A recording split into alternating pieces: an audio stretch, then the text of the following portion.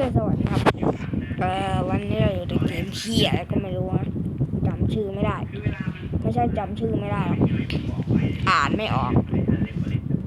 เว้ยทุกคนเห็นตรงนั้นไหมเสียงเหลืองอ่ะทุกคนไม่ต้องสงสัยนะทำไมเสียงผมเป็นแบบนี้ผมกินอยู่ครับ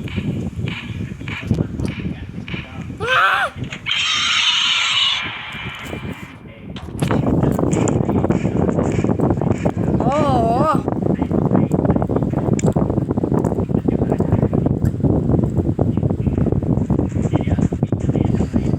ถ้าเจอผมแบบแหลกผมต้องขออภัยด้วยนะครับเพราะว่าโทรศัพท์ผมกากทั้งสองแรง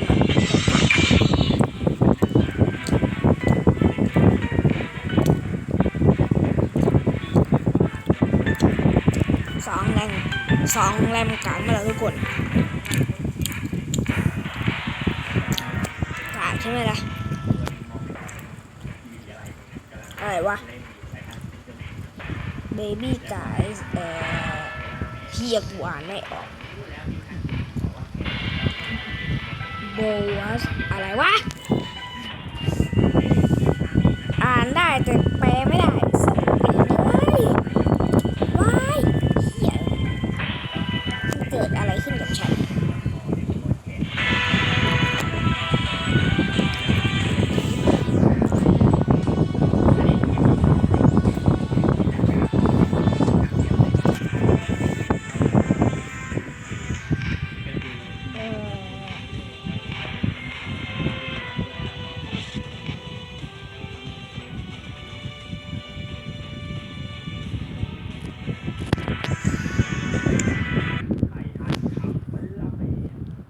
ผมกลายเป็นผีสวัสดีครับเดินเล่นไอตัวนั้นคืออะไรวะมันทำอะไรคือมันเป็นตัวดีใช่ไหมแล้วมันไม่ขึ้นมานะ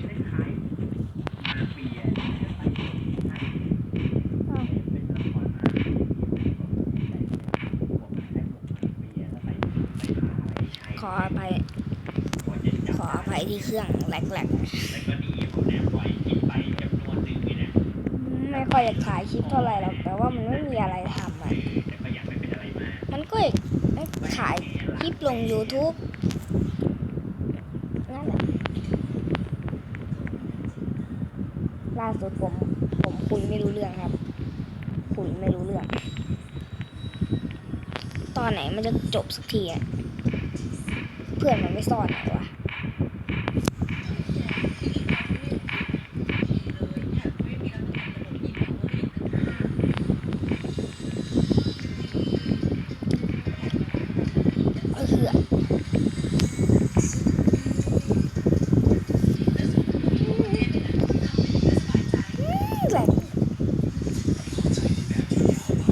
หยิบกุญแจแล้วไม่ได้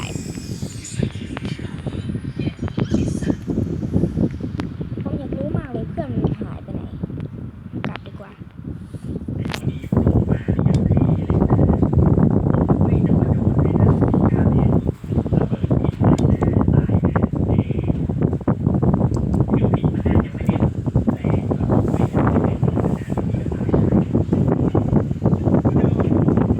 โอ้โหที่ซ่อนสุดอีก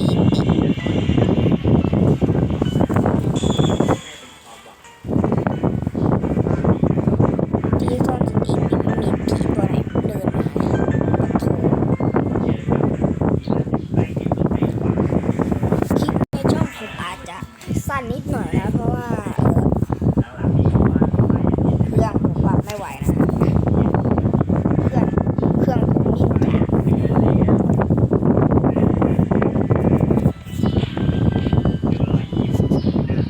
เพราะฉะนั้นบางคลิปจะเร็วไปคลิปผมน่าจะเกี่ยวกับการทำคลิปช็อตกับการเล่นเกมไหนเล่นไม่ได้ก็ไม่เล่น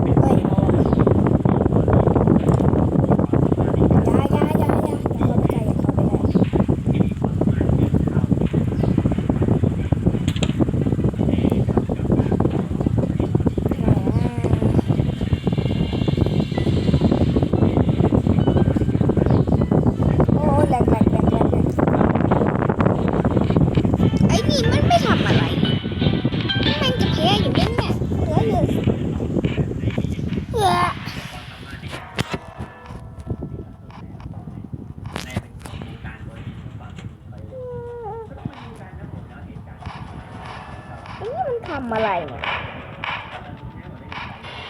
อะไรมันเห็นแล้วมึงตายแน่ผู้หญิงตายแน่ว่าเกมเกินเป็นการแปลไทยที่เยี่ยมมากเราน่าจะได้เล่นตาเดียวหรือ2 ตาก็ไม่รู้ถ้าเครื่องผมไหลผมก็จะตัดคลิปกระทันหัน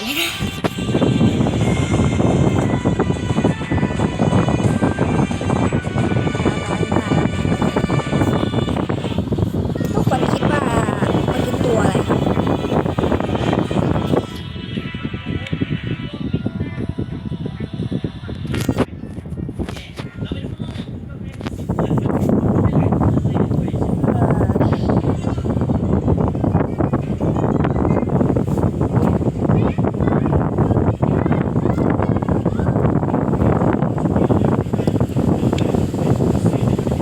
โอเคผมอยากจะเป็นผู้ทรยศขอให้เป็นละกัน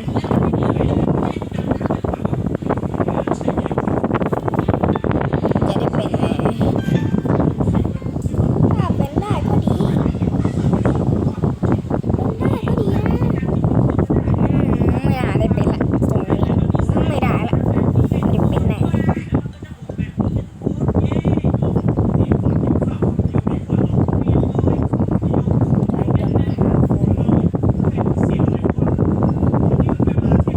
โย่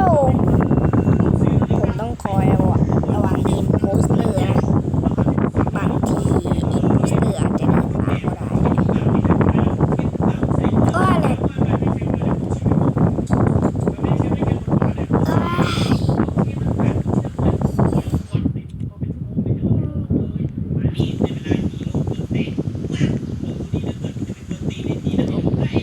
กูหลบตรงนี้แหละกูไม่ช่วยเพื่อนอ่ะกูกลัว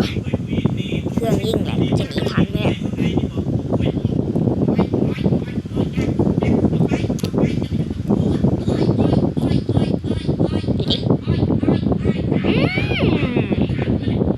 ถ้ามันบอดคนจริงๆอ่ะนะ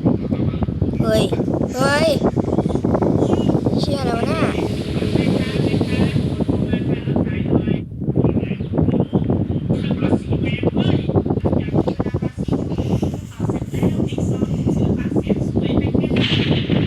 หัวมันบอดนี่นะเอาเลย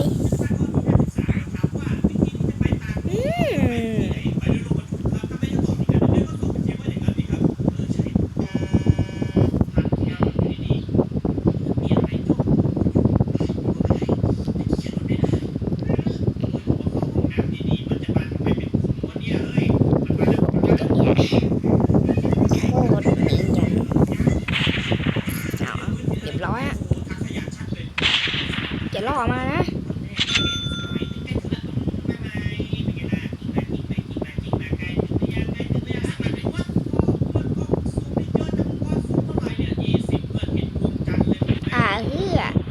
โอเคพอแค่นี้แหละเครื่องจะไม่ไหวแล้วลาก่อนสวัสดีครับ